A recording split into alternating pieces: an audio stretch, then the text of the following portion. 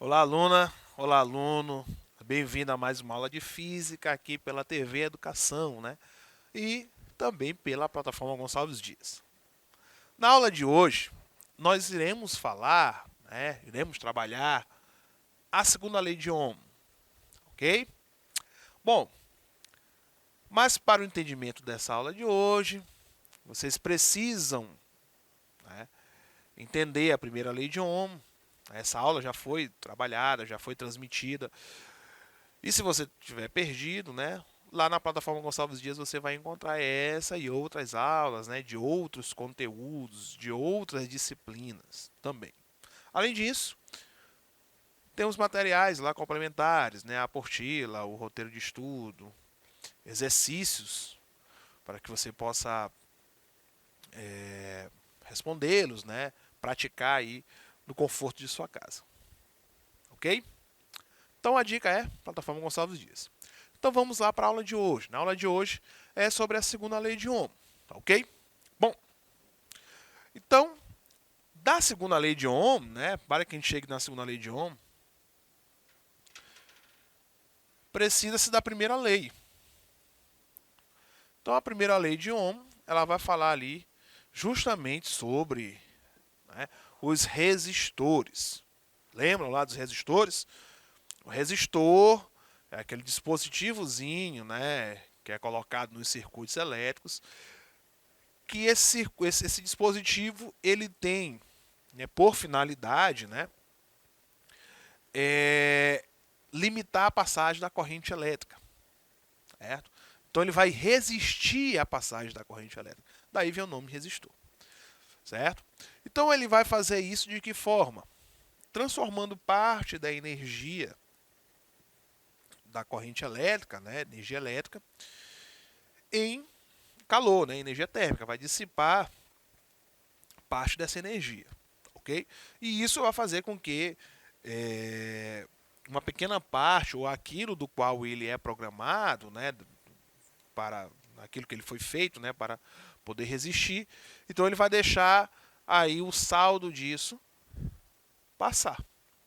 Então ele é um dispositivo ali que ele serve basicamente para proteção, né, de outros dispositivos que possam ser mais sensíveis, né, a essa quantidade de corrente, quantidade de carga elétrica que vai chegar aos dispositivos. Tá ok? Então, na primeira lei de Ohm, nós vimos o seguinte, né? O resistor, ele é igual aí, ó, a razão entre a DDP e a corrente elétrica, né? Então, o resistor, ele é igual a essa razão entre a DDP, né? DDP, que é diferença de potencial, ou também que nós chamamos de tensão, sobre a corrente elétrica, né? Pronto. Então, essa é a primeira lei, né? Que nos livros você deve encontrar também desta forma, ó. DDP é igual a resistência vezes a corrente, ok? A unidade que nós trabalhamos aqui para resistor, não é? É o volt por ampere, certo? Que é a unidade aí de DDP, né, de tensão, e a unidade de corrente elétrica, certo? Mas nós chamamos essa unidade aqui de ohm, que é representado por este símbolozinho aqui, que é o ômega, né? Ok? Então, essa é a unidade que nós trabalhamos para os resistores, tá ok? Na segunda lei, a segunda lei, ela vem de uma forma um pouco mais abrangente, ok? Porque nós vamos trabalhar aí com os resistores chamados resistores não ômicos, tá certo? E nós vamos levar em relação algumas situações em relação. Vamos lá. Então vamos imaginar o seguinte: vamos imaginar um condutor qualquer, um condutor aqui qualquer que tenha basicamente este aspecto aqui, certo? Então aqui seja um fio, por exemplo, um fio condutor, fio de cobre. Então esse fio, ele vai ter um tamanho. Vai ser o tamanho L aqui, ó, o comprimento L. E ele também vai ter aqui, ó, uma área transversal, uma área A qualquer, tá ok? Então nós temos o fio condutor de cobre, certo? Do mesmo material que é o cobre, que vai ter aí um comprimento L e uma área transversal A, certo? Se nós pegarmos o mesmo fio, quer dizer, o mesmo fio não, o fio de mesmo material, que é o cobre, certo?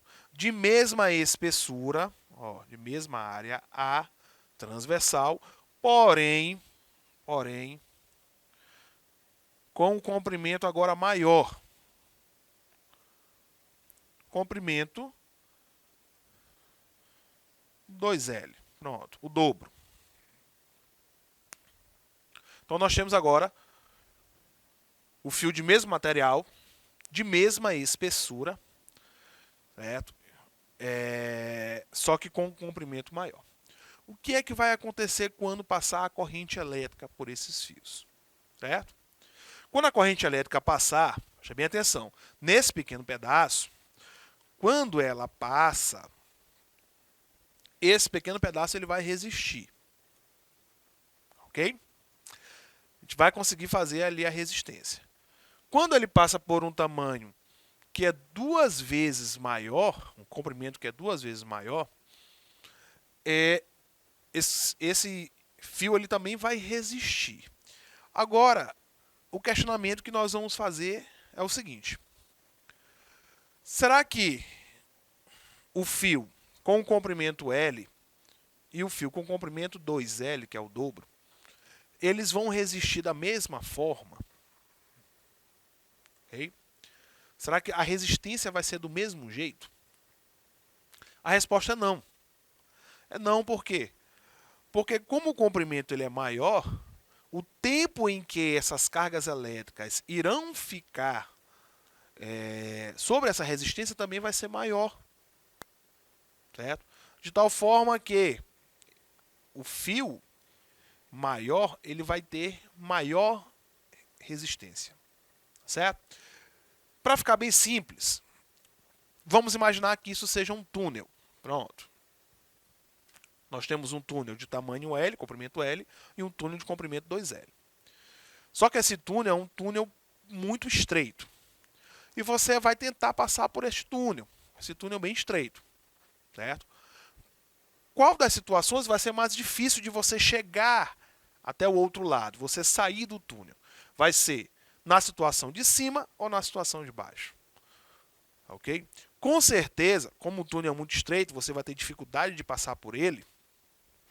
Com certeza o mais difícil vai ser o de baixo, porque você vai ficar mais tempo ali dentro desse túnel, né? Sofrendo com os processos de atrito que as paredes desse túnel possam fazer contra o seu corpo.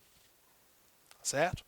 Então, a resistência no de baixo vai ser maior do que a resistência no de cima. Certo? Ou seja, traduzindo tudo isso, a resistência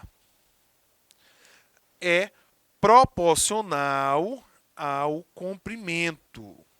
Certo? Nós podemos até escrever aqui o seguinte: a primeira conclusão que nós vamos ter é que a resistência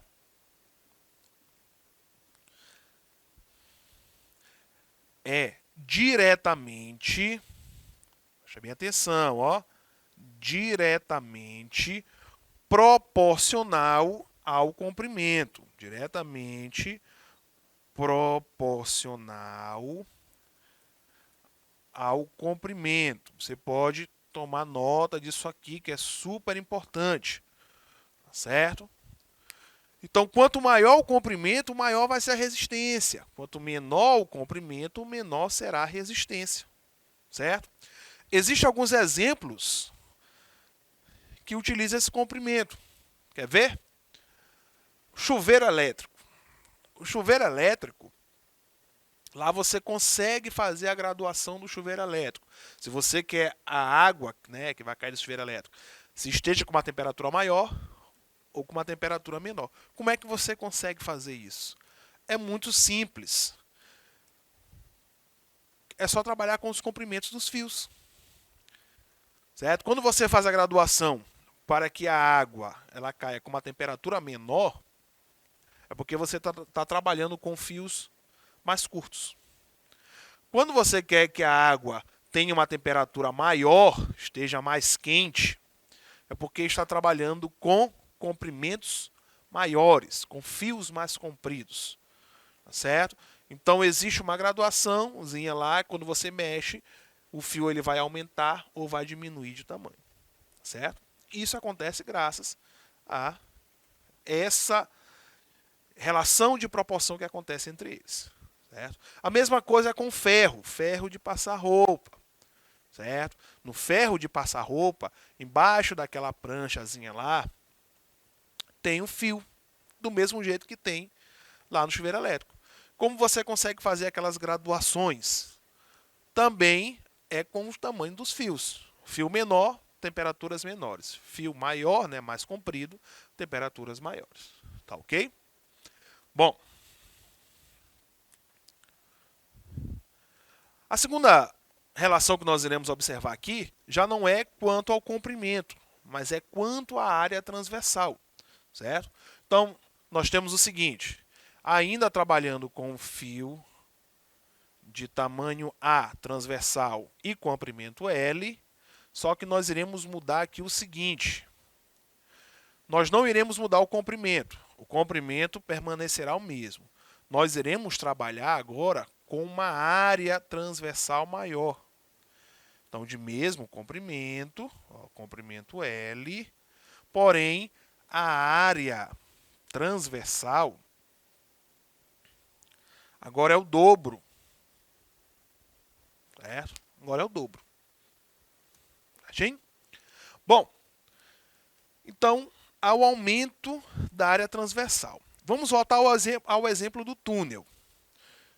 Então, tem um túnel de comprimento L e área A, área transversal, certo? Seria a porta do túnel ali.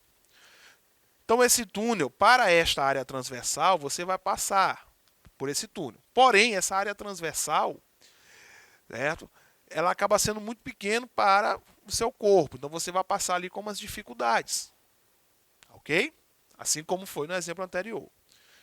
Porém, se esse túnel aumentasse essa área, aumentasse esse portal, certo? Ao invés de uma porta, tivesse um portão, por exemplo. Ok? Não ficaria mais fácil para passar por esse túnel? A mesma coisa são as cargas elétricas. As cargas elétricas elas vão ter mais facilidade, isso para uma mesma quantidade, em passar por um fio que é mais espesso, por um fio que tem área maior. Ok? Isso aqui é super importante para as fiações elétricas que tem nas residências, por exemplo. Certo? Para cada tipo de tensão ou para cada quantidade de corrente elétrica, nós temos fios de espessuras diferentes. É muito simples.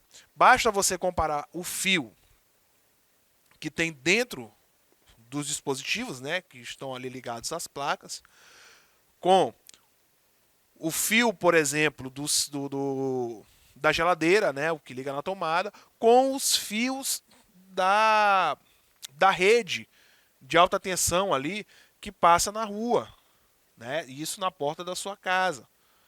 Dá para perceber que os fios que estão no poste eles são mais espessos, são mais, não é, tem área maior, não é, espessura maior do que aqueles fios que estão dentro da sua casa.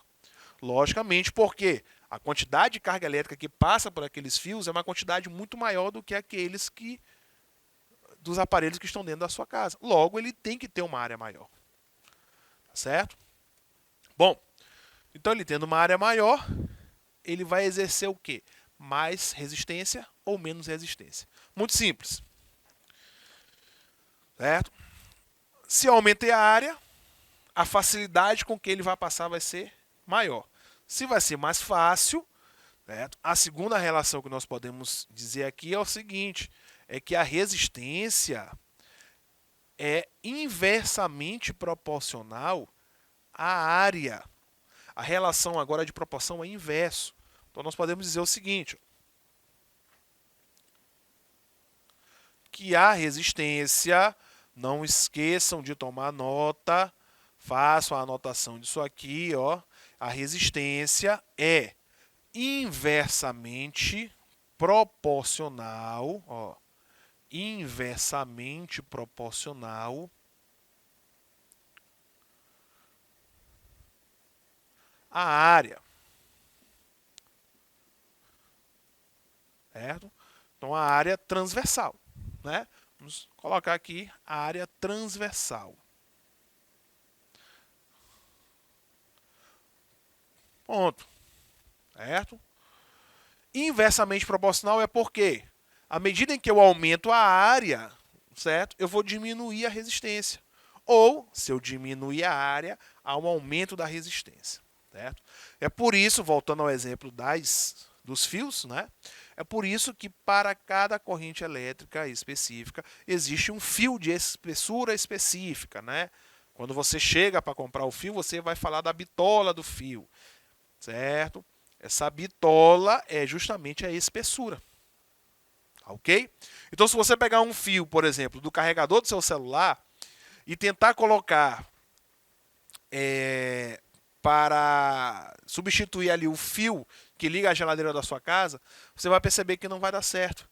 Aquele fio ele vai se aquecer e vai romper. O rompimento desse fio se dá justamente pela quantidade de corrente elétrica que vai passar por ele, e esse fio ele não vai conseguir dar vazão para essa quantidade aí de carga elétrica que vai passar. É como se tivesse uma quantidade de água muito grande para um cano muito pequeno, ok? Então esse cano ele não vai resistir à pressão que vai acontecer ali dentro, certo? O fio ele não vai resistir a essa quantidade de carga elétrica que vai passar, porque ali vai acontecer um efeito que nós chamamos de efeito Joule, que é o aquecimento desse fio, certo? Então ele vai se aquecer muito ao ponto de romper, certo? Bom, então nós já sabemos que a resistência é diretamente proporcional ao comprimento e a resistência é inversamente proporcional à área.